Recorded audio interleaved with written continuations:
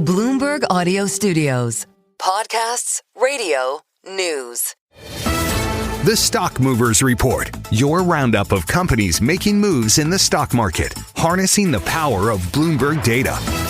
Well, let's take a look at some stocks on the move today. In Europe, I'm Stephen Carroll with Caroline Hepker, and we're joined by Bloomberg's breaking news editor, Louise Moon. Louise, good morning. So we're seeing somewhat of a stabilisation following the rout in metal markets. Gold and silver are still down fairly significantly on the day, but that means big moves too in mining stocks. It does, yeah. So if you look at the FTSE 100, for example, in London, the top drags, pretty much all of them are miners. So we've got Fresnillo, Endeavour, Antofagasta, Anglo American, all of kind of the big names. And we're also seeing that kind of ripple across Europe as well. So it's not just the FTSE in London that's being impacted. As you say, that's coming after metals surged in January. China's investors, in particular, piling in over doubts over the dollar and among other reasons as well.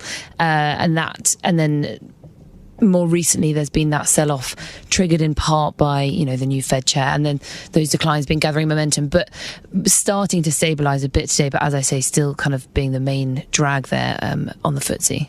Yeah, absolutely, and you're seeing it, as you say, on the US Stock 600. Some big declines. Fresnillo down by 3.7%, just as an example. Elsewhere, Novo Nordisk shares in the Danish drug maker falling. Why is that? Yeah, shares down at one point this morning over about 3%. That's after a downgrade by ABG. They downgraded Novo from a buy to a hold. This is ahead of their fourth quarter results on Wednesday, and ABG are essentially saying they don't expect those results to de-risk what they call de-risk the 2026 investor story. So essentially, they think that the fourth quarter will show an attractive long-term path in terms of the growth of their obesity drugs, but also a rocky couple of years ahead. So some near-term challenges in the years ahead, and those could kind of outshine overall volume growth, essentially. So if you take a bit of a step back and you look at their stock, the stock did well to start the year. So it did well in January. It rose about 14%. That was a bit of a bounce back from what was their worst ever year. So if you look even further back, Novo peaked in 2024 and then it's slumped quite heavily since then. So January was a bit of a bright spell for them, but overall they're still kind of struggling, partly against their rival Eli Lilly.